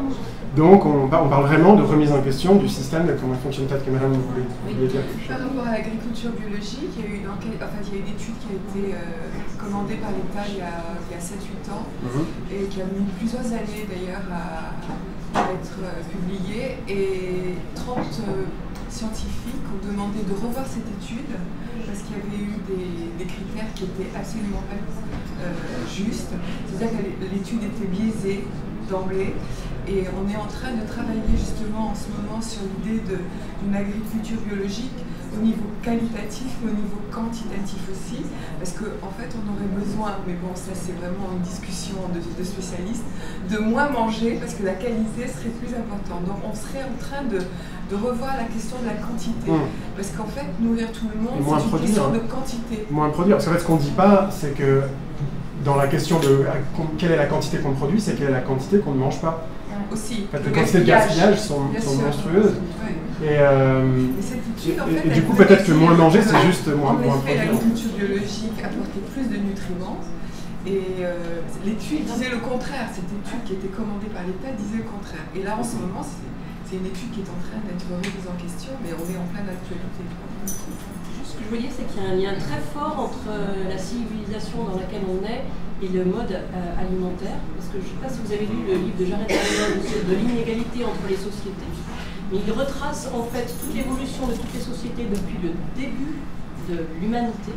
Et tout a été totalement dicté par l'évolution de l'alimentation. C'est-à-dire au départ des chasseurs-cueilleurs qui sont après donc, des gens qui ont eu des animaux. Et tout vient de là. Il y a un rapport, mais d'une force incroyable, entre la façon dont on s'alimente et la façon dont on produit l'alimentation et notre société. Et je pense que c'est pour ça que c'est très difficile à faire bouger. C'est que les deux sont très fortement liés. Et c'est là qu'il faut travailler, et c'est sûr que c'est en ce moment, c'est super. Mais ça bouge. Ça bouge au niveau de la consommation. Et la consommation, il dicte à la grande distribution. Ça bouge aussi dans notre microcosme où on est privilégié. Non, je connais les études. Et ça y est, ça baisse dans les. Est-ce que c'est pas parce qu'il y a plus de livraison? Ça baisse dans les hypermarchés, je ne comprends pas la question. Non, est-ce qu'il y a moins de fréquentation humaine? C'est des initiatives locales qui font baisser la... Mais moi, je me pose vraiment la question de qui a accès aux initiatives locales, parce que... les régions. Non, mais ça baisse, quoi. Non, mais ça baisse pour qui? La question, c'est... Non, ça baisse pour tout le monde, ça baisse en moyenne. Est-ce que je peux finir ma phrase? On laisse parler Max Moulin. La question, c'est qui a le pouvoir d'achat d'acheter ça? Non, mais parce qu'il y a des regroupements. Non, mais on est d'accord, mais qui a le pouvoir d'achat de payer une nourriture qui est sortie du circuit des hypermarchés? Je pense que tout le monde n'a pas l'argent. C'est parce que vous êtes parisien. C'est parce que vous êtes parisien. Je ne suis pas parisien. Parce que sur les marchés... Tu lances des débats. Je pense que ce qui se produit maintenant, c'est ce qui se produit à chaque débat, et c'est exactement ce qu'on veut. Sur les marchés, bravo, en fait. Sur les marchés, c'est pas cher. Quand tu es en province, tu vas dans les coopératives, tu vas sur les marchés, et tu payes moins cher. À ton voisin, tu payes moins cher. C'est moins valable à Paris. Je pense que... Ça, c'est moins valable à Paris. Mais à Paris, t'as d'autres façons d'acheter. T'as les amas, t'as les... Non, mais là... Donc moi, je ne veux pas enrichir encore le débat, mais il faudrait comparer en fait où se trouve la population la plus défavorisée. Et je pense que la France, elle est répartie avec une majorité de sa population et dans les zones urbaines. Donc en fait, la majorité des personnes qui subissent les prix en hausse dans les marchés, c'est les personnes qui sont dans les zones urbaines. Mais ce que vous appelez ce que tu appelles une zone urbaine n'empêche pas que les gens aient derrière leur petite maison des jardins. Et ça, c'est très très très courant dans les... Non, mais là, je parle d'acheter. Le livre de Jacques Dubouin de 1934 où la misère dans l'abondance, qui explique comment une grande partie de la production est détruite simplement parce qu'on ne peut pas la vendre. Donc on a la question de gaspillage. Enfin, peut-être maintenant on va s'abreuver de vin et de victuailles. Et merci beaucoup. Et continuer la discussion avec un verre.